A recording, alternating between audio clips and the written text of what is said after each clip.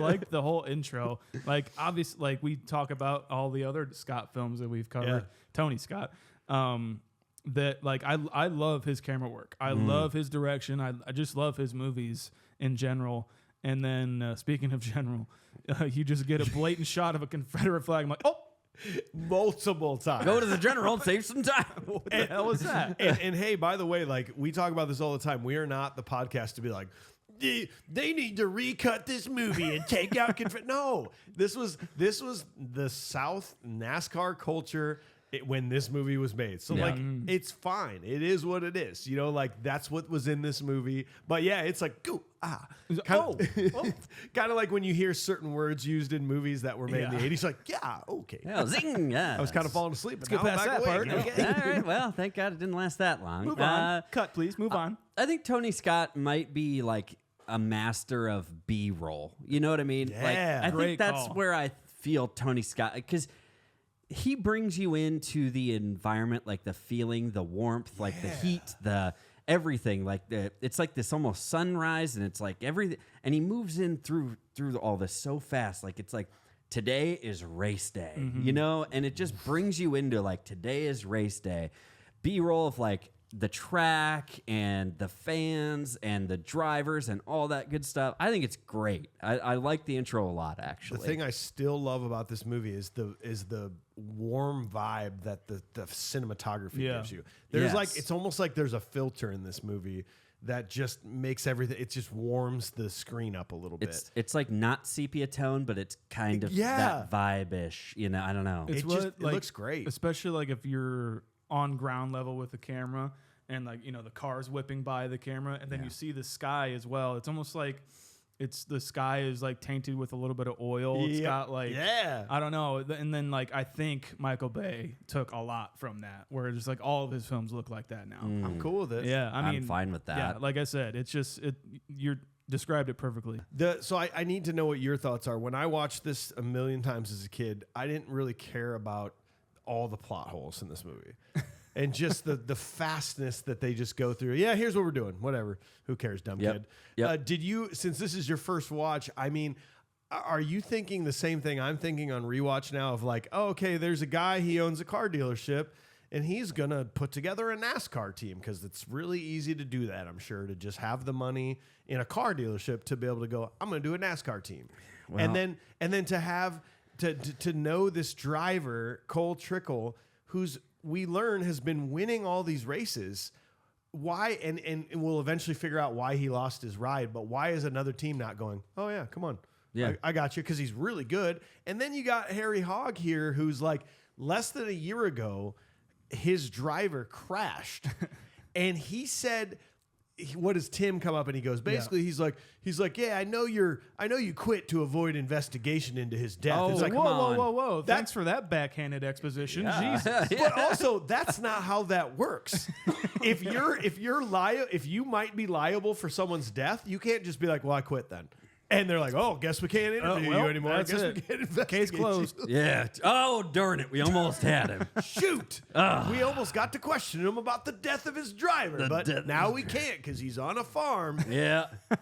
He decided to take his leave, I guess. Well, I guess, you know, get out while you're still ahead. Huh? Like, I don't think that's how it works there, Harry. So does any of that, like, do you care watching this for the first time? Or you're just like, whatever, I'm into the story. Let's go. I didn't care. And that's kind of what will be my main gripe about this film as we move forward, is that it makes you, the movie cares a lot about it. And it cares to tell you over and over and over again about meaningless stuff. Is like, all we are here for is Nicole Kidman, Tom Cruise, and cars. Yeah. Right. That's it. And it's not a lot of that. There's a lot of there's a lot of talking scenes which really don't matter. And this movie, like people say, it's the Top Gun, but for race car movies or whatever. It should have been that. It's not that.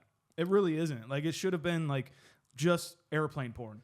Just NASCAR porn. You know? Well, yeah, I mean, I'll talk about it later. I have a pretty strong, convincing argument that this is the exact same movie as Top Gun. Sure. Kind of like you did with, was that Ebert? Yeah, Ebert. Yeah, there's even more that I came up with. But I agree with you. Like, it just, if Top Gun was selling you on going into the Navy and the Air Force, Days of Thunder should have been selling you on going to a NASCAR race. Exactly. But it really doesn't sell you on going to a NASCAR race. Yeah.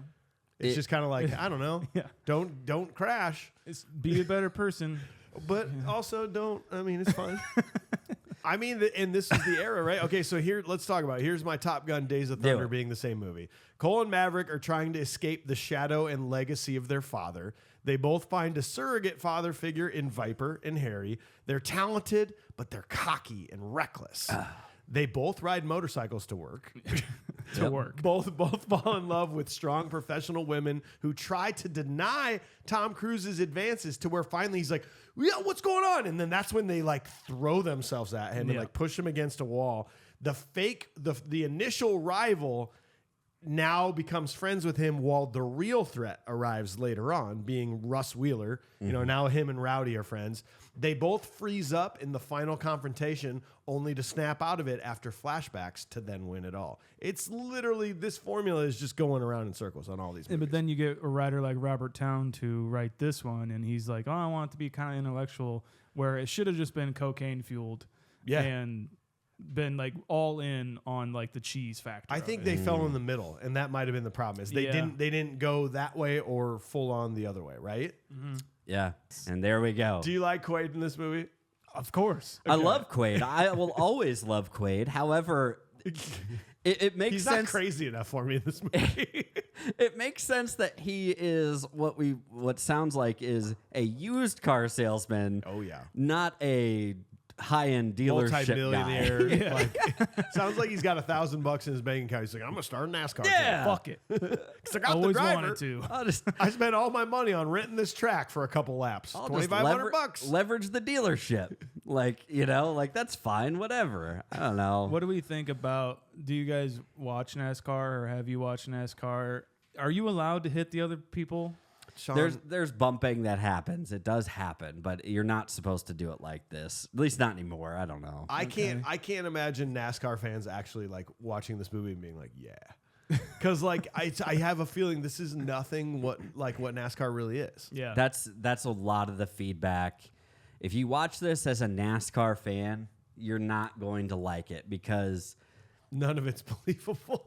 When there's like there are times like, we'll just get it out of the way, bumping into people like several times, on like purpose, doing it on purpose, like nudging people, the rubbing as they call it. If you do that enough, then they will black flag you. Yeah. If you're pushed into the wall too much, if you got too much stuff coming off your car, if your car's not in good enough condition, if you spin out, there's always going to be a yellow flag when there's a spin out. They will stop, like they will halt everything to a yellow flag. That doesn't happen half the time in this. Like, they just keep letting it go. They're just like, keep going. He's fine. He's fine. He spun out, but he can get back into third just like that. It'll take him maybe 2 laps. He'll be back to third whatever. place. Don't worry about it. Maybe the most accurate thing about that they portrayed for NASCAR in this is the names. Like Buck Bretherton, Cole Trickle, Rowdy Burns, Darrell Waltrip. Well, I think I heard Terry Smuckers. Darrell Waltrip is a real guy. Okay. Yes. Duke Chandler, Chilton Dominguez, Richard Dickel, Kyle Unleaded, Seth Quilter. Just come up with something like Kyle Gearshift. There you go. Mark Rubin. Duck Felter. There is a real, like, that's what I love so much. There's a real guy named Dick Trickle. Trickle. Like, that is unbelievable. It's a rather unfortunate name to have as a child and all the way through your adult years. Yeah, I mean, we'll just go with Richard. Yeah, man. what you never understand is, like, their name Richard, you can always just be like, hey, guys, I'm not going to be Dick anymore. I'm Richard. Richard Trickle. Rick Trickle. Well, I can't spell that well, so it's Dick. You cannot, as a kid, I believe this with all my heart because I love Tom Cruise. And you see the way he comes in on his motorcycle and he looks so, this is peak Tom Cruise hair for me, maybe. Yeah, definitely. I love his hair in this, but he shows up and he's never driven a stock car ever. He's never been in a car. He knows nothing about cars. He gets in a car that is meant to go pretty much the exact same speed as every other car, and he drives it faster than any other professional driver in this trial lap. That is not believable in any way, shape, or form. What do I got? I just got to press the gas and steer. Oh, just go? I can do this shit. So I'll go faster than anyone else that's a professional that's been doing this all their life. Okay. Yeah. Yeah, weird. Oh, sorry. Did I break it? Oh, God. And then Oh, Harry, geez. Harry even says, like, I know that ain't a race car driver. I can tell by looking at him. It's like, so the physical look of a person can tell Harry Hogg whether or not. I've seen enough. Do I look like a race car driver? No. Okay. You don't. Okay. I think Harry Hogg would have been like, nah. Nah, he Not ain't that got guy. he ain't got the stones. He probably likes movies and has a podcast. Yeah. Why don't you go play your inside? He's probably about to talk about me talking to a skeleton of a car on a podcast. Yeah. What the fuck is going on here, guys? Do you not like this? Come on. I think it's You can be honest in this delightfully room. fucking ridiculous. There's a lot of feel. I don't know. I would like to know if like NASCAR or maybe race car people in general, right? Like in the industry, in that industry, if they are kind of this superstitious, you know, I would like to know that. I think Robert Duvall is the best part of this movie. I think he is too. I think honestly, and this could be a stretch because I'm a big Robert Duvall fan. This could be one of his best acting roles. I think so. You know, and I think of it in like acting roles in the way of like, sure, he does like some westerns, he does some great westerns, he does like some like Cool Hand Luke, he does. Just had to bring that back. Gone It's in been a 60 while. Seconds. Gone to 60 Seconds, great western. But no, but I think about that too, like, and that I think Gone in 60 Seconds is a great comparison because he's very different as Otto in Gone in 60 Seconds. Yeah, totally. Than he is here. But here, he's even got mannerisms. He's got mouth ticks. He's got, you know, like, he's very dialed into this character, it feels like. And I think it's a very good portrayal of somebody in this position, you know? I like him a lot. He's just such a lovable face. Like this whole talking to the car and like I just buy it. I fully buy it that he's the best car builder in the business and that he's like, yeah, I'm gonna do this to you, baby. Like it's like referring to the car as a woman, like referring to a boat as a woman. Like there's a personality to it, right? And you got to treat it as such. And Yeah. I don't know. I'm a big fan of that. I wanted to draw a connection between Harry Hogg and Otto in Gone in 60 Seconds, but I was like, they're two very. This is honestly why I didn't, because they're very different characters. You never know, man. Even though they both like cars. Sorry, you got to do a little bit more, right? maybe that once now that he's back in NASCAR, the investigation can start over again on Harry Hogg. Oh yeah, And He so becomes a criminal. Yep. And so Yeah. they basically find out that yes, indeed, he did crooked things to these cars to make them go faster, and he cheated, and he was the reason that Buddy Brotherton died. So he went to jail. Old man though, they sent him to jail for like 5 years, and it's fine. And in prison, he became bitter and like learned the criminal ways and said, when I get out, I'm gonna put my car use to real use. You know, Instead like of my knowledge. Instead of building them, I'm tearing them down. The chop shop. Yeah. So then he became Otto. Otto from Gone in 60 Seconds. There you go. Yes. Had to change the name, obviously. And obviously, Because people were like, Harry Hogg, I No, remember no, you. no, Not me. No, moved no. out west after the whole gumball thing, you know, and like he went out west, out to L.A. Whatever happened to Met a Cole guy Trickle? named Memphis. He died. He's dead. Yeah, he died. He got in a motorcycle accident the night after he won the Daytona 500. Yeah. Wild. Turns out he just had some bad habits. His and he was girlfriend, a doctor, was on the back. Yeah. Went back to school. Was in military academy and just started Wait, no, bartending. Just started bartending in New York. You know?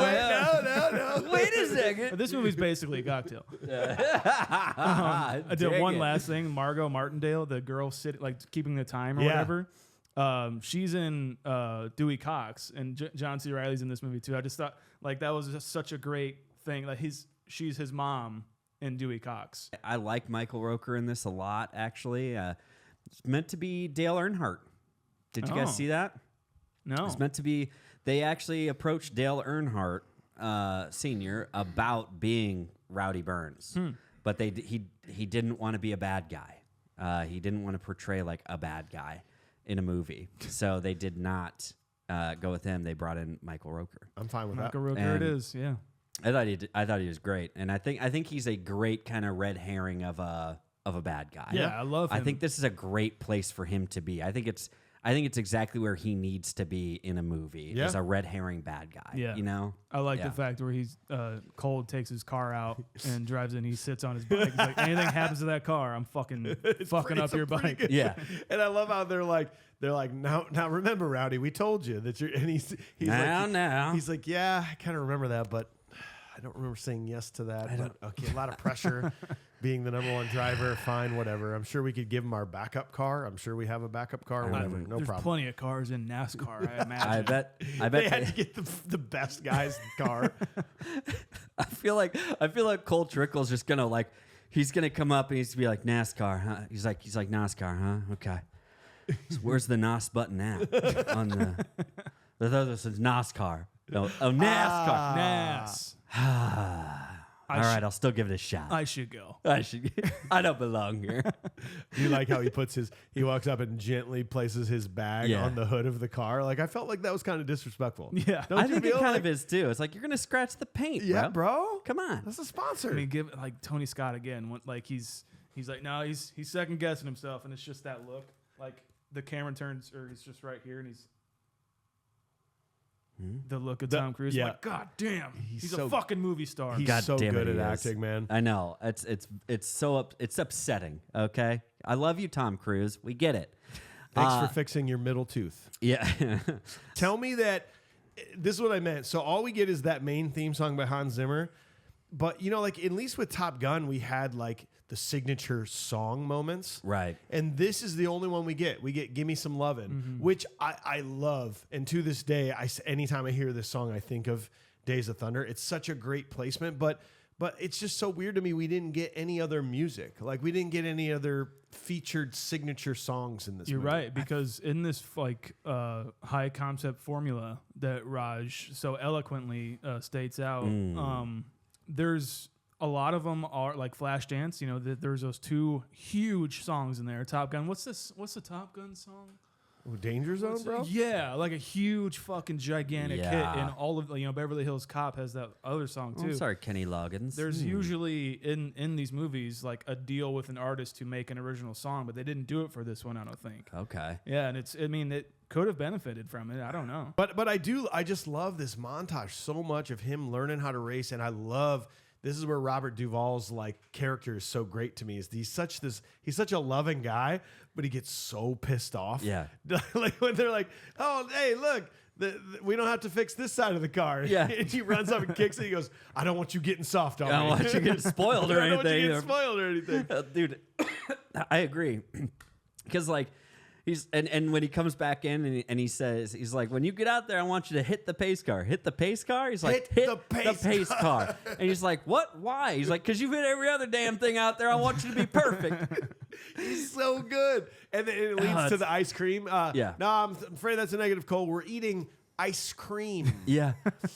They're just, they are, that was like a real thing that happened. Apparently, too. yeah. That was taken from like, It said in 1987 at the Southern 500, Hendrick Motorsports number 35 team and crew chief Harry Hyde, who apparently this was kind of based off of Harry Hogg, and Richmond's replacement driver Benny Parsons. Like he was trying to pit, and they were like, "Sorry."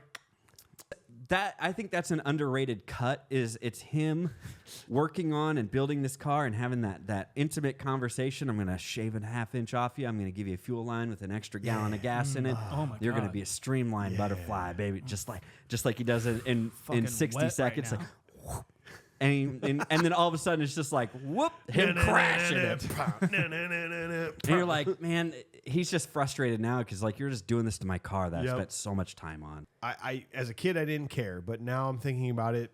I want to know more. When we get this moment where Harry has to talk to Cole and he says, "Okay, listen, I want you're burning the tires. We can't finish the races. We need a sponsor. I want you to run 50 laps your way, any way you want, and then I want you to run 50 laps my way." And you're like, "Okay, cool. This will be great for Cole. He doesn't know anything about cars." Yeah. Cole runs his 50 laps and he pulls into the pits, and Harry goes. He basically just goes, "Okay, now just make sure the tires don't go as bad." Yep. He explains. He never once says, "Here's the new method of here's how the you should drive." technique that you need to Yeah. employ. He explains the idea behind it's like, so when you're doing it, you're getting going too much and you're burning up the tires. They get greasy. Yeah. Means you're sliding all over the place. Oh, okay. So what do I do to not do that? It. Go ahead, buddy. You're good to go. All right, get out there. He explained he knows nothing. He doesn't even comprehend what he's telling him at this point. Yeah. He doesn't know anything about cars. Like, and that's maybe the selfish part of me is I want to know, like, oh, cool. I want to know like the intricacies of like what is the right way to drive. Like, tell me more about NASCAR. Yeah, get me involved in, which is why I talked about the F1 Drive to Survive so much, because you get a lot of that inside detail of like, dude, I didn't even realize that. Holy crap. They do that? Wow. They're running the rotary girders way too hard. Girders, Oh, no. Yeah. The girders are at half power. Yeah, Well, dude. obviously these dudes he's running out of rear view mirror fluid. Yeah, dude. Then a moment like this that I should equally hate happens, and I'm just like, actually, I really like it. You know what? Yeah. When Tim Dolan, when he finally wins his race, like he's sucked the whole year, and they don't have sponsors. Yeah. And then he wins it, and 5 minutes later, Tim walks down. He's like, "We got ourselves a sponsor," and he's got hats, and he's got everything. So I'm picturing in my head that literally a sponsor goes, "Today's the day. I think I'm going to pick a car." And they go to the track with a case of hats, a signed contract, and they're like, "Whoever wins the race today, we're going to That's my car. Oh wow, Cole Trickle's first race. There's his owner. Here's your hats. Sign Here, this. Tim. Like that cannot be how this works. I know, it's like he talks about it like it's like scouts. Yeah, in like a high school football They're stadium. in the stands just watching. And he says he's holding hands and kissing. He goes, Hugging and and hugging and holding hands. Like, what? Kissing. How do I get to I'm be a kissing. team sponsor owner? So how let's think about that. Like they're up in like the box suite, right? And like On he top probably of an spent RV. like some of his last money just like on top of an RV. That's what it looks like. You're right. And he's like, and he's got sponsors, like people are coming in, and he's just like, all right, hey, no, feeling really good about today. No, they've had some great conversations with my guys. He told him how to not burn the tires up. Cole knows about tires now. He's like, he's got the 2 tires in his suite that he's like, see, look what he used to do. This is what he's doing now. And he shaved 6 seconds off his His way, time. my way. Yeah, so should be good. And then he crashed. He's like, oh God, and the sponsors are just like, No. not today, Tim. No, he's holding hands with Mellow Yellow, and as he crashes Mellow Yellow, let's go. Oh gosh. He's like, come on, Cole Trickle. Oh man, well then you get to this unbelievable scene of them riding in the truck, and the cops pull them over. And please help me out, because what I thought as a kid was that these were actual police officers, and that she was an actual police officer. But he was just so hot, she couldn't help herself. And they were just like, oh, we got to set Cindy up with somebody. And that they actually like pulled them over, and she was a cop, and she's like, thought the boys might like me. I think you're a pretty girl. We have a race to get to tomorrow, and I all right, come on out. But what happens after this though? It's like they thought you might like me. It's like I did. Yeah, and then so I like redheads. everyone. So then after that, it's like, you oh have to man, be taller than me. We got him, guys. Well, we'll wait out here while you go bang her and like well, tell me. what are we doing? Are they actual cops, or no? Are they just like Or that's is this their fake? that's No, their stripper gimmick? maybe they knew the cop. Like 2 of them were actually cops because there's 3 of them. So Okay. technically, maybe 2 of them actually are cops. And then they hired a girl and they put her in an outfit. Come on, you cannot tell me that like actual cops would be allowed to perpetuate this, like to be a part of this. But yeah, I mean, but those looked like real cop cars. I know, that's what I'm saying. Is she like? Was she purchased? And like, if he does like her, what's going to happen? And are they supporting that? Because it seems like something that cops wouldn't support. I like to picture that he actually started dating her, and that she was at the race at Daytona, and she got to the hospital. Yeah. Like a couple weeks later, they wouldn't let her in. Oh my God, Cole! And when she walked in right when Cole was grabbing the doctor's hand and putting it in her crotch, and she's close up looking tear. through the hole in the door, and she left. This crash is pretty nuts. It's a brutal fucking crash. Yeah. But like he's also like, there's a crash coming out of turn 4. He's like, I see it. Don't worry. Oh, I don't see it. Wait, what fucking happened? smashes him, man. So, and I think that I feel like there is some truth. We kind of hear it later on when Cole comes around. That if you have a lane and your crew is usually directing you and like, hey, take this lane, make sure you drive right through, don't break through this smoke. Let's say go through the top because everything should roll down. You have like top lane. You should be clear. Don't decelerate through this smoke. You need to go right through, and that's what Cole kind of mentions later on. He's like, rules say he should have been gone by then, and also if you see a crash, then go to where they are because they should be rolling down. Yes. Same idea. Out of your way. He should have been gone by then, and he's saying Rowdy hit the brakes, and that's why he went right into him. And so there is some good theory, I think, in that. NASCAR people tell us we're wrong. I don't know. Tell me I'm wrong. I have a hard time believing that they wouldn't just be like, hey, everybody come to a stop, red flag. Like there's a giant crash. Yeah. Yeah. You know, like this is a keep massive racing. crash. We'll figure it out. And then like one of my favorite scenes as a kid was them racing in the wheelchairs. I don't know, like I don't know why, but it's just so funny to me. First time dude. watching this, I'm like, they're not gonna. Oh, Okay. oh my god. Okay. That final shot where they come around the corner, they're like, oh, Yeah. what's going on? Hey, everybody. Do you guys like this? Yes. The rental car race? Yes. You do. I mean, imagine the rental people being like, the fuck? I want to Yeah, know you- what happens when they leave the restaurant. Yeah. Yeah. Like at this point, They get a they cab. kind of have to be like, hey, Big John, now that we had a great dinner and all, we need a ride. We got it out of our system. So Like wheelchair racing and rental car racing. Racing's just in these boys' bones. Yeah, wow. They just can't help but race.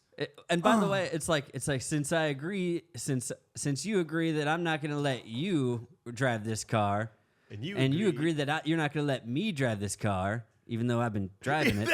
They've been driving for miles, and Tom Cruise looks content as can be. Yeah. Like, oh, thanks, man. Thanks It's for like- driving, dude. I didn't feel like it. Like he didn't expect this, and like he didn't think this in that moment of like, I'm not letting him take me up to the door, up to the valet. I'm not getting out of the passenger seat of valet. Oh God. I don't know, want you boys man. to shake hands. This is just weird to me, though. The fact that they're trying to imply that these guys are actually like really good friends at this point. In some ways, the movie does try to imply that, and there's think? no Yeah. way that they can do that after this moment. Like they've been through a serious thing together, and then they like became friends, and now there's like, we're going to stay at your house.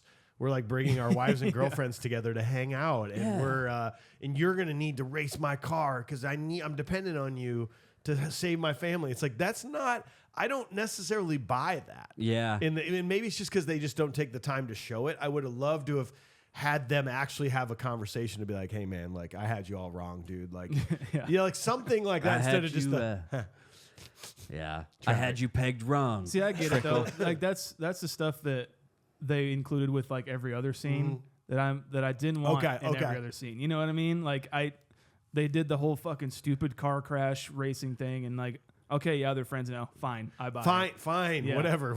It's fine. I like both these actors a lot. We were good. Yeah. I feel like in the end it's no, Cole, you ended my career.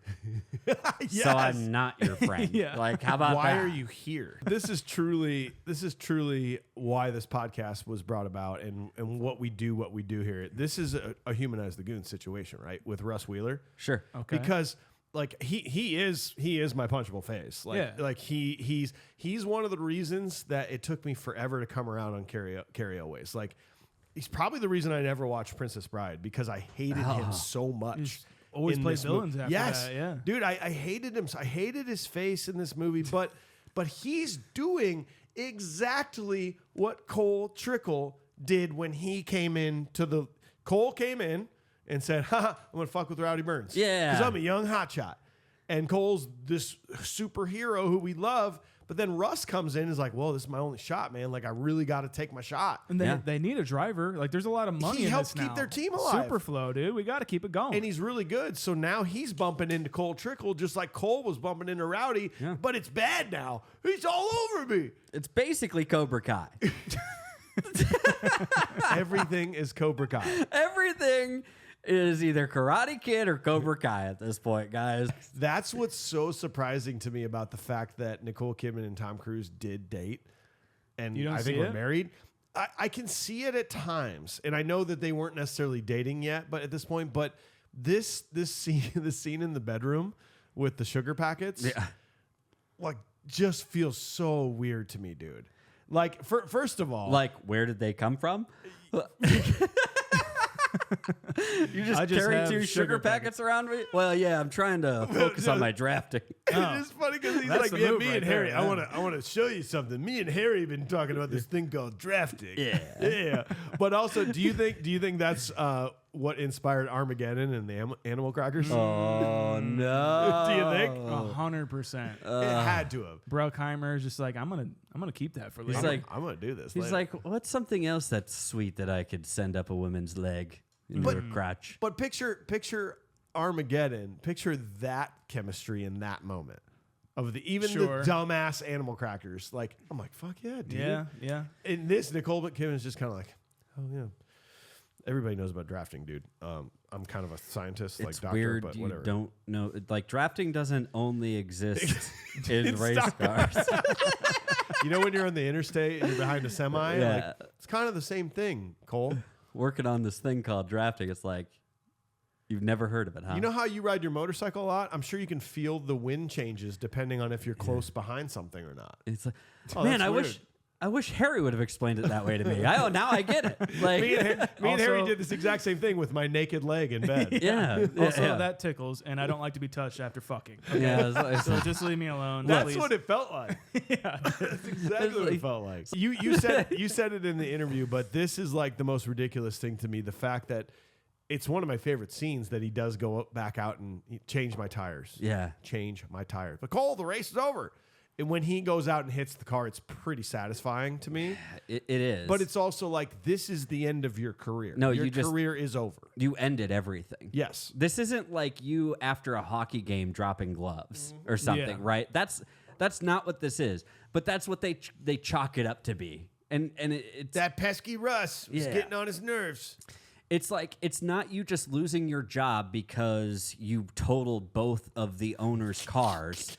It's the fact that you're going to be banned for reckless endangerment of Vehicular another homicide. driver. Yes. This is definitely the best car, though, the mellow yellow car. I Are we- think, Yeah, I you think the think? mellow yellow car is my favorite car. I think it is. I thought you were going to like the Superflow. I do like the Superflow. I like the pink in that. That was Yeah. my second favorite one when I had all the Matchbox cars. But the mellow yellow one, like that's a cool car. That made me, that old mellow yellow logo, something about those colors. Yeah. That greenish and the red of the mellow yellow, like, the whole logo on the hood of that car with like the line work underneath. Yes. Like, yeah.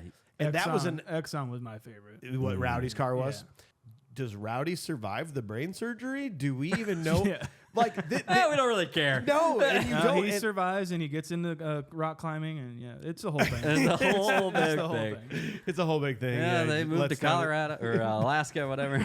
But like this movie's cheeseball enough to have like the final moment of like Rowdy Burns in a wheelchair going, man, thanks so much, dude. You really saved my family. Like he wheels down the track. I was after he just wins. gonna You're say, like, they in a- don't even have that. In a hospital gown and the same bandage on his head.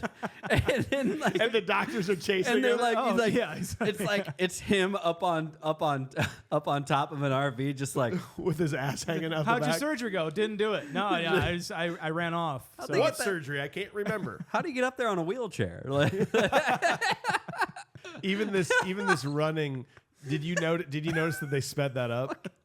They sped Yes. up Tom Cruise and Robert Duvall running. I never noticed that as a Yeah. kid at all. It But is- they wanted Tom Cruise was like, we got to run faster than that. It's so cheesy, but Race ya. Fuck, man. Like, What a whatever, great it freeze works. frame, though. Are you Yes. feeling it? Oh, That they're is both the just perfect freeze frame. Mouth smiling. Yes, it is funny. You got to be upset if you're Robert Duvall, though, like more upset than Reese Witherspoon in Election about that freeze frame. Because if you freeze frame at the wrong time, Tom Cruise will always look good running, no matter where he's at in his stride. But then you have Robert Duvall, who unfortunately got caught in this whole thing, where he's just like, It's all right. like you're just mid step, and like your arms are close to your side, like you're just, Instead of this. yeah. Instead of a good running man, you're just like, oh. Well, Robert Duvall runs gut first. There's dick first, there's gut first, there's nose first. You're right.